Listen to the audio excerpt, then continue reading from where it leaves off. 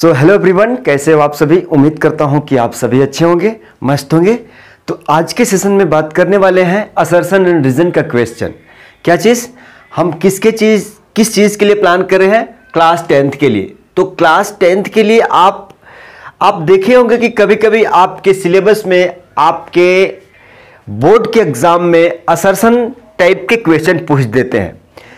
अब assertion type में आपको सारा चीज आता है, उस टॉपिक में के बारे में ईच एंड एवरी थिंग आता है, लेकिन आप थोड़ा सा लैग कर जाते हो कि उस टाइप के क्वेश्चन आप प्रैक्टिस नहीं करते हो, जिससे कि एग्जाम में आपका कॉन्फिडेंस थोड़ा लूज होता है। उस क्वेश्चन को ज्यादा हेवी, ज्यादा अच्छा डिस्कसिंग है, छोड़ देते हो। लेकिन ये असर्शन एंड रीजन इतना आसान होते हैं ना, देख लीजिए, हम आपको बता देते हैं। जो ये असर्शन एंड रीजन है ना, असर्शन एंड रीजन, वो बहुत ही आसान चैप्टर होते हैं। चैप्टर नहीं, बहुत ही आसान टॉपिक होते हैं, समझने के लिए एकदम इजी होते हैं, बशर्ते कि आप उस कॉन्सेप्ट को अच्छा से समझे कि भाई इसका मतलब क्या कहा जा रहा है। अब कोई बोलेगा कि भाई तुमने आम खाया है क्या, तो उसका प्रूफ क्या है कि तुमने आम खाया है। इस टाइप के क्वेश्चन रहते हैं। जैसे हेलो, आपने किसी प्लेस पे गया है, तो उसका प्रूफ क्या है कि आपने तो गया है, ठीक है, आपने मान लो कहीं भी गया है, किसी टूर पे गया है, लेकिन what is the proof that you have gone that place actually. माने किसी को मालूम होना चाहिए ना कि वो आपने गया है। तो इस टाइप के कुछ तर्क वितर्क के क्वेश्चन रहते हैं, और आंसर आप कहोगे कि सारा सॉल्यूशन आंसर दिया रहता है, सिर्फ आपको डिसाइड करना रहता है कि भाई चलो ये 2 है, तो उसको सपोर्ट कर रहा है कि हाँ भाई ये 2 है, ठीक है। मतलब एक स्टेटमेंट रहेगा, एक रीजन रहेगा। आप स्टेटमेंट कहोगे, दूसरा पर्सन उसको सपोर्ट में आएगा, रीजन बताएगा कि भाई अगर ये सही है तो इस चीज के चलते ये सपोर्ट ले लो, ये डॉक्यूमेंट ले लो, ये प्रूफ ले लो कि ये चीज है, सही है, ठीक है। तो ज्यादा कुछ नहीं रहता है, थोड़ा कंफ्यूजिंग क्वेश्चन रहता है, लेकिन आज के सेशन में 3 से 4 क्वेश्चन करेंगे। वो भी किस चीज का? देखो, हम ये नहीं कह रहे हैं कि एक चैप्टर के लिए असर्शन अलग है, दूसरा चैप्टर के लिए असर्शन अलग है। नहीं, बिल्कुल नहीं। क्वेश्चन अलग हो सकते हैं, लेकिन सोचने का जो आइडिया है, जो कॉन्सेप्ट है, सभी जगह अप्लाई होगा। सभी जगह कहने का इन द सेंस कि आपको कौन सा भी चैप्टर उठा लो, असर्शन एंड रीजन का जो स्टेटमेंट है वो सब जगह एक रहेगा, बस क्वेश्चन डिफरेंट होते जाएंगे। तो चलो शुरू करते हैं। आप कहोगे कि इसमें कुछ खास बातें आपको ध्यान रखना चाहिए, जिससे कि आप इजीली क्वेश्चन को ट्रैक कर पाए कि आंसर सही है या गलत है। मात्र 10 सेकंड का अंदर आप सोचिए जरा। इसमें 2 चीजें, ये क्वेश्चन नहीं है, ये कुछ असर्शन है, रीजन है, कुछ स्टेटमेंट है, कुछ वैलिड डॉक्यूमेंट्स है, प्रूफ है, जिसके बेस पे आप क्वेश्चन को डिसाइड करके कह सकते हो कि भाई आंसर ए सही है, आंसर बी सही है, आंसर सी सही है, आंसर डी सही है। ये कौन बताएगा? यही लोग बताएंगे। ये लोग बताएंगे कि भाई अगर तुमको आंसर ए चाहिए ना, इधर समझ लो, हम पूरा इजी, एकदम आसान भाषा में समझाने का प्रयास करेंगे। कोई डिफिकल्ट, कोई हाई लेवल, कोई बड़ा बातें नहीं, छोटा सिंपल वर्ड है यार। देखो, इस असर्शन एंड रीजन टाइप के क्वेश्चन को बनाने के लिए एक ही तरीका है कि अगर कहते हो कि अगर हमारा आंसर ए सही है, आंसर ए सही है, तो उसके लिए आपको क्या क्या देना पड़ेगा प्रूफ में। कहोगे कि भाई बोथ ए एंड बी, ए क्या है, यहां पे देख लो, ए क्या है, डायरेक्शन। पहले इसको पढ़ लो थोड़ा सा। आप कहोगे कि भाई ए यहां पे क्या है, थोड़ा सा पढ़ लीजिएगा। डायरेक्शन में बोला जा रहा है कि भाई in the following questions a statement, क्या चीज? एक स्टेटमेंट ऑफ असर्शन, माने एक स्टेटमेंट असर्शन के बारे में। अरे क्वेश्चन, कुछ भी कंफ्यूजन वाला बात नहीं है कि स्टेटमेंट ऑफ असर्शन क्या होता है, स्टेटमेंट ऑफ रीजन क्या होता है। सिंपल वे में समझो, स्टेटमेंट का मतलब एक क्वेश्चन दिया रहेगा, रीजन का मतलब उसका प्रूफ और सपोर्ट दे रहा होगा, ये सही है, ये गलत है, ये सही है, ये गलत है। समझ में आ गया? एक क्वेश्चन दिया रहेगा, बोलेगा कि भाई रीजन वाला तू बताओ, जो ये ए वाला बोल रहा है ना, ये क्वेश्चन बोल रहा है, क्या सही है, क्या कुछ रीजन गलत है, कुछ फॉल्स है, कुछ ऐसा समझो, अभी इजी हो जाएगा। ए मतलब ए statement of assertion A is followed by a statement of reason B, reason R। अरे भाई असर्शन को ए से डिनोट करते हैं। देखो जरा, असर्शन को ए से डिनोट करते हैं और रीजन को देखो जरा रीजन को बी से डिनोट करते हैं।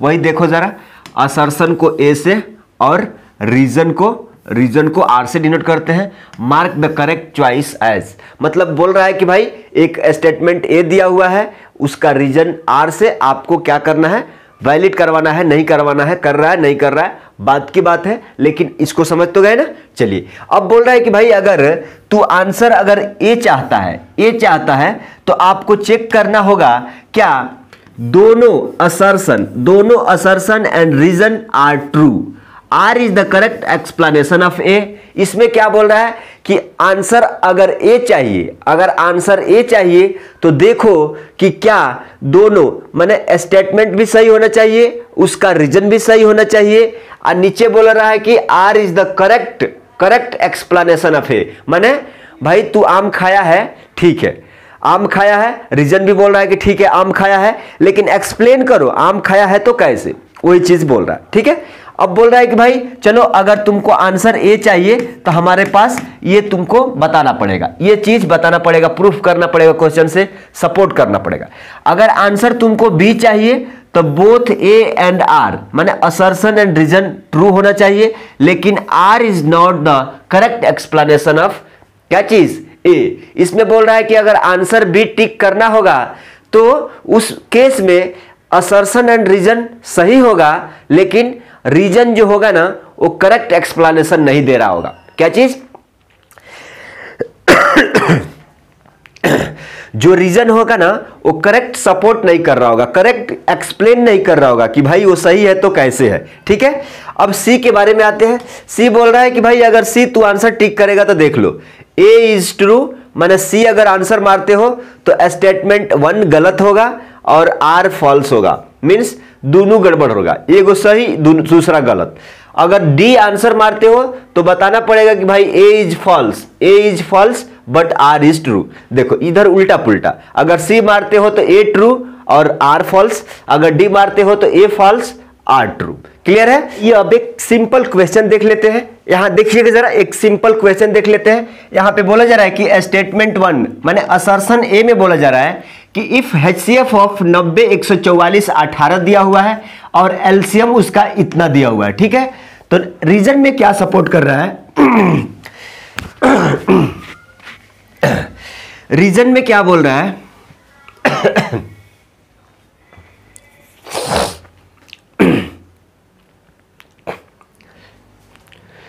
तो आइए एक सिंपल क्वेश्चन देख लेते हैं। एक सिंपल क्वेश्चन 1 है कि भाई असर्शन ए दिया हुआ है, तो इसमें बोला जा रहा है कि HCF ऑफ 2 नंबर कितना दिया हुआ है, 18 दिया हुआ है, एलसीएम ऑफ 2 नंबर कितना दिया हुआ है, 720 दिया हुआ है।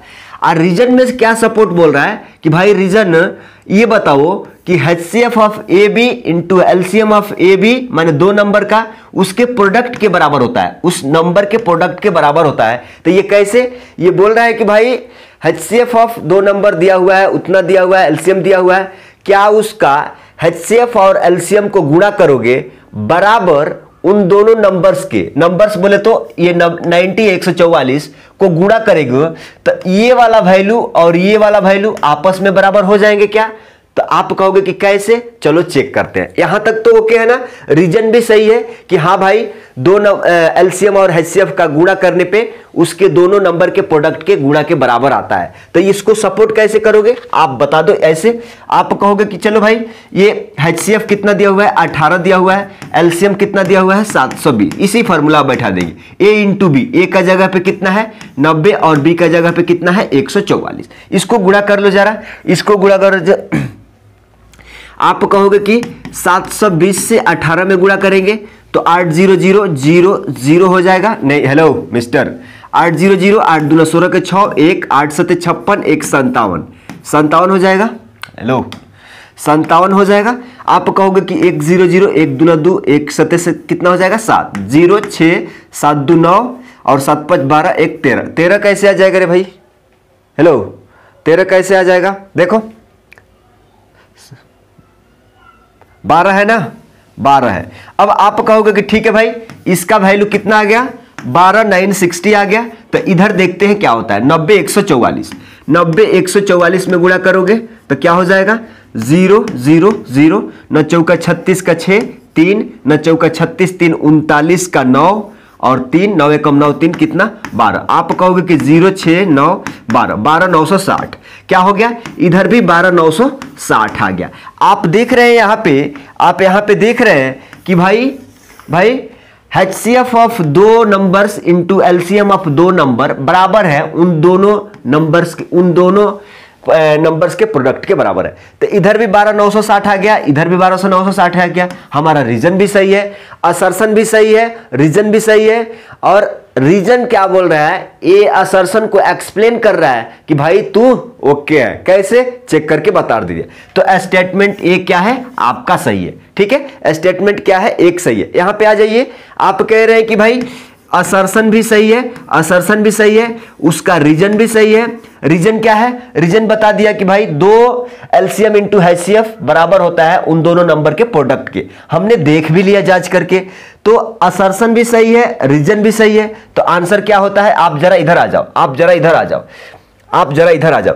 आप कह रहे हो कि भाई दोनों सही है, असर्शन भी सही है, रीजन भी सही है। और रीजन क्या कर रहा है, करेक्ट एक्सप्लेन कर दे रहा है कि भाई ए तू सही है। तो आंसर क्या मारते हो, ए मारते हो। ठीक है, तो हमारा आंसर यहां पे क्या मार दिया, ए मार दिया। ठीक है, आंसर ए। अगला क्वेश्चन पे चलते हैं। एक क्वेश्चन आपके लिए भी छोड़ेंगे, क्या चीज, एक क्वेश्चन आपके लिए भी छोड़ेंगे।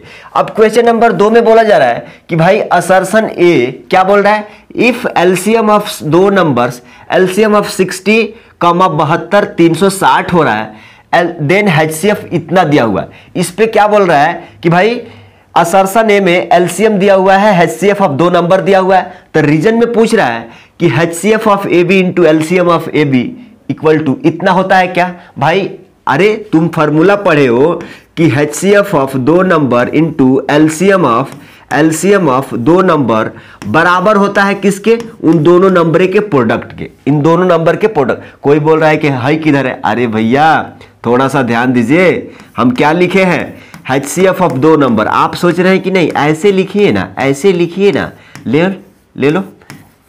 ठीक है, ऐसे दो नंबर कौन कौन से हैं, ए है, ए बी है। ठीक है, HCF ऑफ दो नंबर इंटू LCM ऑफ दो नंबर बराबर होता है उन दोनों नंबर के प्रोडक्ट की। यहां पे तो देख रहे हैं बबुआ, ए प्लस बी रीजन बोल रहा है, तो यही गड़बड़ा गया, यही गड़बड़ा गया।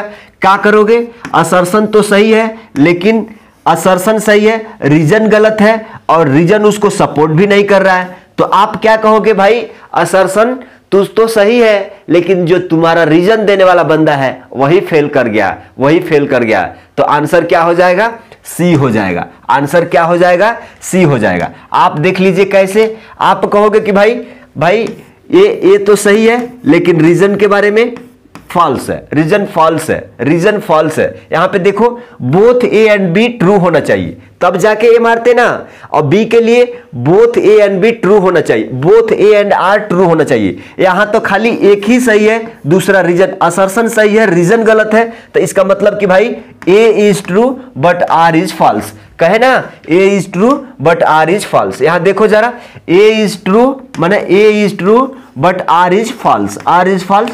तो आंसर क्या हो जाएगा, सी हो जाएगा। अगला क्वेश्चन आ जाइए। एक क्वेश्चन आपको देंगे, सिंपल क्वेश्चन है, बहुत आसान क्वेश्चन। यहां पे देखिए, असर्शन में बोला जा रहा है, असर्शन ए में बोला जा रहा है कि भाई HCF ऑफ दो नंबर का क्या होता है, HCF of two number is 1, HCF of two number is 1। तो आप कैसे मालूम कर लो कि भाई इसका और 234 और 47 का HCF 1 होता है। ये तो असर्शन बोला रहा है ना, लेकिन वैलिड प्रूफ कौन देगा कि हाँ भाई ठीक है ऐसा होता है। तो यहां पे रीजन बता रहा है कि HCF ऑफ टू को प्राइम नंबर इज ऑलवेज 1। सही बात है, टू को प्राइम का मतलब क्या है कि दो नंबर का HCF 1 होना चाहिए। जैसे हम कहते हैं कि भाई चलो 2 और 3 को प्राइम है या नहीं है, कैसे चेक करेंगे। आप कहोगे कि भाई चलो इसका कॉमन फैक्टर 1 का अलावा नहीं आना चाहिए, इसका कॉमन फैक्टर 1 का अलावा नहीं होना चाहिए। तो आप कहोगे कि भाई इसमें भी 1 है, इसमें भी 1 है, तो ये क्या है, ये 2 और 3 क्या है, को प्राइम है। तो वही तो बोल रहा है, रीजन तो वही बता रहा है कि भाई HCF ऑफ 234 कमा 47 1 है, लेकिन रीजन बोल रहा है कि रीजन भी सही है। यहां पे देखो जरा, यहां पे असर्शन भी सही है, रीजन भी सही है। अब देखते हैं कि रीजन करेक्ट एक्सप्लेन कर रहा है क्या उसका, तो कैसे समझोगे, आ जाओ। वो कैसे समझोगे, आप कहोगे कि भाई HCF निकाल दो, भाई HCF निकाल दो किसका, 234 और 47 का, और बता दो 234 और 47 का HCF निकाल के चेक कर लेंगे। अगर एक आ जाता है तो करेक्ट एक्सप्लेनेशन, अदरवाइज कट कर देंगे। देखो जरा, आप कहोगे कि भाई 47 का क्या हो जाएगा फैक्टर, कितना 47 हो जाएगा, ये पावर 1 लगा लेते हैं, बाद में काम आएगा। 234 का देखो जरा, 234 का देखो जरा, 234 का निकालो, कैसे निकालते हो, 2 1 जा 2 सत्ते। अब ये कोई नहीं बोला कि बहुत शॉर्टकट जा रहे हैं, शॉर्टकट नहीं, आप जाके क्लास 1 को देखिए, पूरा चीज ये HCF डिटेल में एक्सप्लेन किया गया है, ठीक है। आप कहोगे कि 2 से नहीं जाएगा, 3 से जाएगा, 3 3 9, 3 9 27, 3 3 9, 3 9 27, एक बार और 3 से जाएगा, 3 1 3, ये ठीक है। अब आप कहोगे कि चलो भाई लिख लेते हैं, चलो लिख लेते हैं, 2 × 3 का स्क्वायर, क्या चीज, 2 × 3 का स्क्वायर इंटू 13, यही है। आप कहोगे कि HCF निकालने के लिए अलग अलग प्राणी क्या अवेलेबल है, लिख लीजिए। पहले तो 47 है, इंटू 2 है, इंटू 3 है, इंटू 13 है, अलग अलग प्राणी हमने लिख लिया। अब आप कहोगे कि भाई दोनों को बराबर कर लीजिए, दोनों अलग अलग प्राणी है ना, जो नहीं है उसको उसमें लगा लीजिए, उसका पावर 0 करके। तो आप कहोगे कि इसमें 2 नहीं है तो इसका 2 का पावर 0, इसमें 3 नहीं है तो 3 का पावर 0, इसमें 13 नहीं है तो 13 का पावर 0। देखो 1 2 3 4 टर्म हो गया, इसमें 47 नहीं है तो 47 का पावर 0, ये पावर में कुछ भी नहीं है तो 1 है, यहाँ पे 1 है। आप कहोगे कि फिर HCF कैसे निकालेंगे, आप जरा समझ लो। देखो दोनों में टर्म बराबर हो गया, 1 2 3 4, 1 2 3 4। अब हम क्या कहते हैं कि कॉमन फैक्टर का लिस्ट पावर लेना है HCF निकालने के लिए। क्या बोले, कॉमन फैक्टर की लिस्ट पावर को देखना है। तो आप कहोगे कि 47 पे फोकस करते हैं, तो यहां 47 का पावर 1 है, यहां 47 का पावर 0 है, तो 47 के पावर 1, 47 के पावर 0 में छोटा पावर 0 है ना, तो 0 लगा दीजिए। आप कहोगे कि 2 पे फोकस करेंगे, तो 2 का पावर 0 यहां है और 2 का पावर 1 है, तो दोनों में छोटा कौन, 2 का पावर 0, 0 लगा दीजिए। 3 पे फोकस करिए, 3 का पावर 0 यहां है, 3 का पावर 2 है, तो दोनों में छोट कौन, 3 का पावर 0, तो 0 लगा दीजिए। यहां 13 का पावर 0 है, यहां 13 का पावर 1 है, तो दोनों में छोटा कौन, 13 का पावर 0। अब देखिएगा जरा, समथिंग का पावर, 47 का पावर 0 1, 2 का पावर 0 1, 3 का पावर 0 1, 13 का पावर 0 1, ये सबके मिला के कितना, तो आ गया ना, रीजन भी सपोर्ट है, मीन्स आंसर क्या हो जाएगा, ए हो जाएगा। इसमें देखो जरा भाई, असर्शन भी सही है, रीजन भी सही है, और करेक्ट एक्सप्लेनेशन भी सही है कि उन दोनों नंबर का HCF हमने एक निकाल के दिखा दिया। अब जरा देखो, ये लास्ट क्वेश्चन आपको क्या करना है, कमेंट करना है। ये लास्ट क्वेश्चन आपको कमेंट करना है, हम आपको जाने नहीं देंगे। एक बार आपको भी कहेंगे कि भाई आप भी दिमाग लड़ाओ। क्या बोला जा रहा है कि इफ HCF ऑफ 336, 54 इतना दिया हुआ है, LCM इतना दिया हुआ है, तो आपको बताना है कि reason the sum of exponent of prime factors in the prime factorization of इतना इज इतना, आपको बताना है, आंसर कमेंट करना है, तभी समझेंगे कि इतना क्लास 10 से 15 मिनट आप अच्छा से फोकस कर पाए हो, ठीक है। तो अब बात करते हैं कि हम अगला सेशन में क्या देखने वाले हैं। आ जाइएगा जरा, अगला सेशन में हमने अभी तक 3 क्लासेस अपलोड कर दिया है। क्लास 1 अपलोड हो गया है, क्लास 1 अपलोड हो गया है, क्लास 2 अपलोड हो गया है, क्लास 3 अपलोड हो गया है, और ये क्या है, क्लास 4 है। ये क्या है, क्लास 4 बोले तो असर्शन एंड रीजन है। नेक्स्ट क्लास 5 में हम देखने वाले हैं डेसिमल एक्सपेंशन। जो भी आपके क्लास के 10th के अंदर डेसिमल एक्सपेंशन जो टॉपिक है, उसको बहुत बेहतरीन, बहुत सारा क्वेश्चन के साथ आने वाले हैं। उस क्वेश्चन को प्रैक्टिस करने से आपको RD Sharma, NCERT exemplar, NCERT, चाहे किसी भी स्टेट बोर्ड की बुक्स को आप धजिया उड़ा दोगे। बस आपको क्या करना है, फोकस से पढ़ाई करना है, ठीक है। तो नेक्स्ट क्लास 5 में क्या करने वाले हैं, डेसिमल एक्सपेंशन के बारे में, और बूस्ट योर कॉन्फिडेंस लेवल जैसे क्लास और लेक्चर रहेगा। तो चलिए मिलते हैं अगले वीडियो में, तब तक के लिए शुक्रिया। और अगर आप हमारे चैनल पे हैं तो सब्सक्राइब करके बेल घंटी ऑन कर लीजिए, ताकि क्लास 10 से रिलेटेड जो भी वीडियो मैथ से आएगा वो आपको डायरेक्ट नोटिफिकेशन मिलेगा, ताकि आप अपने प्रिपरेशन को, अपने स्कोर को हाई लेवल पहुंचा सके। ठीक है, थैंक यू, बाय।